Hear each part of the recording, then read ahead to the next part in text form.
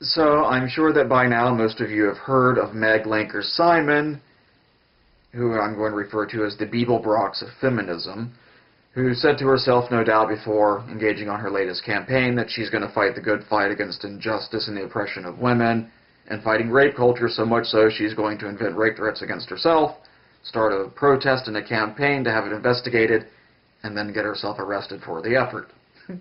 Good job, Beeblebrox. Okay. So, she writes a blog, appropriately titled Cognitive Dissonance, which has as its headline quote, "Nothing is true, everything is permitted," attributed to William S. Burroughs. Well, in Truth in Advertising, at least. "To members of the press, et al., contacting me through this site, in regards to recent allegations, I've retained counsel and entered a plea of not guilty. Any further questions can be directed to my attorney of record, Charles Pelkey of Laramie. Thank you, Meg." You can no longer read that post because it's been unceremoniously removed, no doubt as a result of her having retained private counsel. Anyway, I don't know that she's representative of feminists, although I don't know that she's not, at least a particular strain of feminist, like the professional victim variety. You know, Rebecca Watson saying the police won't take you seriously. I've highlighted on my channel a couple of instances where feminists have made these types of claims, and when they've been investigated, they're the ones who wind up going to the hoosgow for inventing the entire scenario, be it people breaking into their homes and carving up their bodies and raping them or whatever, or when I was in law enforcement, I had to work a number of cases where the allegations of rape were actually fake. Woman, housewife, gets caught cheating, and the immediate response was, "Oh, well, I was raped." And when we investigate it, turns out that wasn't so much rape as a cheating housewife who didn't want to get caught by her husband, and when she did, she had to come up with a good story. And the interesting thing is, in investigating that, even when you clear the person who's been accused of the crime, once it gets out this person's been accused, there's always that lingering doubt, you know, where there's smoke, there's fire. Well, not necessarily. Where there's smoke, it could just be that someone's got a machine and they're just inventing that smoke, and then people are like, oh, maybe there's a fire over there, and there really isn't. And this is why evidence matters so much. Of course, to seek this kind of evidence, frequently one hears, oh, you're saying a woman lies? Well, I'm not saying women generally lie, but some women do in fact lie. Why? Because they're people, and as it turns out, people can lie. So it makes evidence so important, and it's why ideology is no replacement for evidence. And one's feelings that there's an injustice happening are not a replacement for a dispassionate, rational analysis of what's happening. I have no doubt that feminism started from a good place. Some people saw some things they didn't like and decided to address it. The problem is that it's not something that's constrained by such petty concerns as evidence and data. It's raw emotion, and it's passion, and it's ideology. And this is one of the reasons that I tend to, even if I agree with many of the central tenets of a movement, I'm not a big signer up to them, because invariably the ideologues show up. Very often they're the ones who found it, and it sounds all lovely at first, but then you have to start listening to what they say, and the way they start changing the narrative from that which is true to that which they would like you to believe. And with that, I'm going to introduce you to a recent event happening in the MRM, and this is particularly why I'm not an MRA. I can smell ideologues a mile off, and that's why I always take this little standoffish approach. So, that said, let's listen to a recent Blog Talk Radio from A Voice for Men. This will be John the Other starting off. For decades to get official support, and when he's talking about a gentleman who hanged himself the other day. Sad though that is, and I hasten to point out that it is a pitiless world in which 52 million people every year drop fucking dead, and most people, most of the time, don't care. We sleep just fine, despite the fact that I know when I go to sleep and wake up, a few thousand people will have died in that amount of time. And there's probably something I could have done that might have helped save one of their lives. And nevertheless, I decide to sit back in my recliner and prattle away on the internet and take naps and go out to dinner and do all these other fun things rather than intervening to save someone's life, the same as most other people do. Treated with contempt, scorn, and derision. They laughed at him. He did not fit into the money-making narrative, and also because he was... I'm going to point out here, feminism has patriarchy. Everything's that patriarchy is really dash cunning. It sneaks up on you and just does everything. Here, it's a bit more diffuse. It's society that's doing it, but there's not really a problem yet because he's just talking about the sad happenstances of this poor man's life and the emotional distress he felt, and then finally he decided to check himself out. Not a problem there. Sadness is all around us. You can find it anywhere you'd like. Devoting his life to the benefit of women or to the enrichment of the state, he was disposable, not worth considering. His pain did not matter. Much like those 52 million people a year who are going to drop dead, John the Other, most of whom you don't give one fuck about.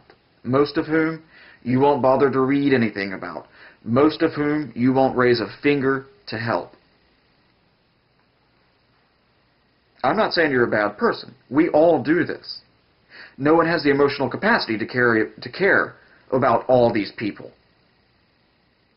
And finally, after decades of being spat on by the system and by the self-serving bureaucrats of the shelter industry, Earl could withstand no more, and he hung himself. Hanged. Earl Silverman hung himself. That's the short, simple version for stupid, inattentive children. So that's the short, simple version. Now we're going to get to the sophisticated, nuanced, ideological version. The longer, more truthful, and more nuanced version is... Oh, ye old truth. With a capital T, no doubt. That he was murdered by an establishment, including the Canadian government, and particularly including all those who work in the shelter industry. That's an industry intent on perpetuating the conditions contributing to domestic violence, keeping a steady supply of damaged bodies and minds. I'm going to point out, you might think here that he just misspoke. The murder thing was not a misspeaking, and I have excerpted bits out. This is a very long tirade. I'll put a link to the full thing so you can go listen to it. And denying that half the victims even exist, because those victims don't add to the dollar signs on the bottom line. Earl Silverman was killed by the evil indifference of rent-seeking bureaucrats and gender ideologues. But what's one more corpse on anybody's conscience? Earl wasn't even devoting his life to the benefit of women or to the state. So what fucking good was he? Fuck him, right?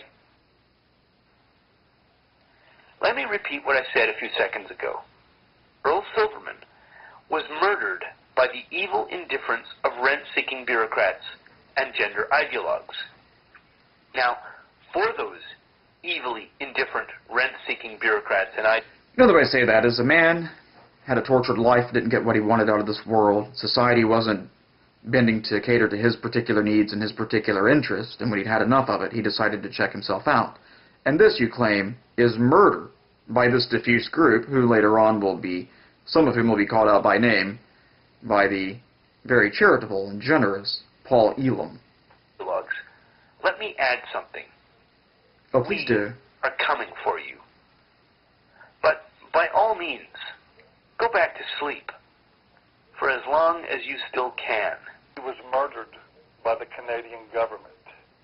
Earl Silverman was murdered by David Futrell.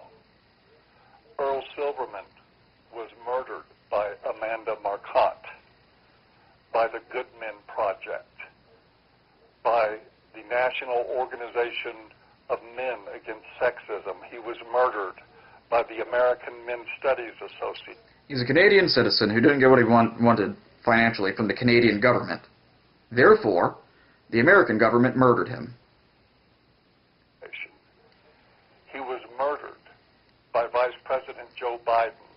Not just the American government in general, but one man in particular took up arms, went after this gentleman, and murdered him. You know, a guy that the Vice President of the United States had never heard of, in a distant country that he has no great deal of influence over. Murdered him. And by murder, they mean didn't pay him the attention that he thought he deserved.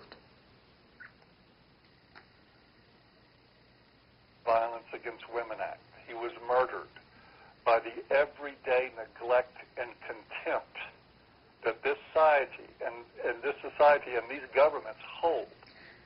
Now, one talks about in feminism the professional victimhood. And I've mentioned before that no tragedy should be left, unbuilt for the money you can get from it and the attention. And this is precisely what the Voice for Men is doing right here. Sad it is, this man killed himself.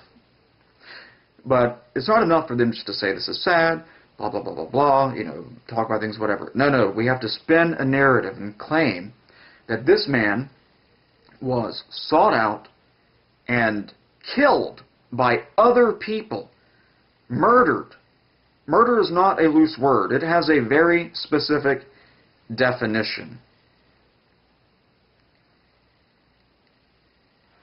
For the struggles and for the anguish of men, he was left emotionally destitute in a corner with nowhere to go. Oh. Now, I seem to recall that John the Other did a video in which he talked about real rape victims and how he doesn't care about their pain and their suffering. He doesn't care about real rape victims. And he lays that blame at the foot of fake rape victims, fake victims. So one could just say, I don't know, by way of analogy, that John, in the same way you don't care about the pain and suffering that real victims of real things were going through, so too are people not caring about this thing, this one particular guy who's oh so important to you. Now, when you don't care about the pain that's happening to other people, of course that's not your fault, it's the fault of other people, naturally. But somehow, when others just don't care about this guy, and the people mentioned, many of whom probably don't know who he is, that's not just pitiless indifference. Oh, God, no, they went out and they murdered this motherfucker. We're struggling 20 years to get a simple recognition. Oh, he struggled for 20 years to get something, and he didn't get what he thought he deserved, as though anyone's actually, as though deserve is a sensible concept in a world like the one we live in. To say, anyway. Of a very simple fact, that men hurt too. He was murdered by all that neglect. One thing I just feel very, very compelled to say tonight. Yes, and the one thing that is abundantly clear is that what this is all about is feelings. This is entirely divorced from a dispassionate, rational analysis of problems. This is all about rhetoric and feelings. That is, that when you think about it, one of the things that MRAs hear all the time is questions about why we're angry. Why are you so angry? Why don't you calm down? Why don't you talk nice? Fuck talking nice. Why don't you try being rational? Why don't you try being logical? Why don't you try arguing in a way that honestly represents reality? Why are you trying to do exactly what the feminists do? A right. Let me tell you something if you're listening to this for the first time. The reason that men's advocates are angry is because anger in men is the only thing you can see. The reason they're angry is because the thing that causes the anger is that anger is what you can see in men. That is completely moronic. If you want to say, why are people angry? Why is this group angry about something? You say, well, that's something that's happening to this group, causes them suffering or pain or whatever it happens to be, and that pisses them off. And that's why they might sound like from time to time they're a little bit pissed off.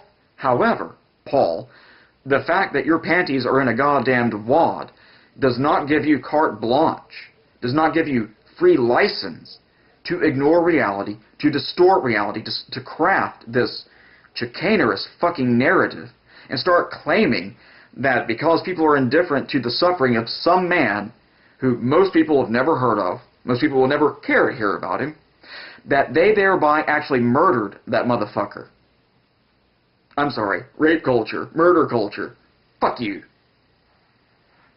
Because you certainly can't see their pain.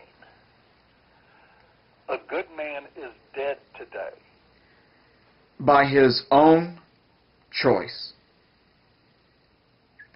He had unpleasant circumstances in his life, and it really, really sucked. Welcome to life. It really sucks. And it has really sucked for most humans who have ever lived. Confronting the adversities of life, he decided he'd had enough and checked himself out. That does not make other people his fucking murderers. Have a great day, asshole.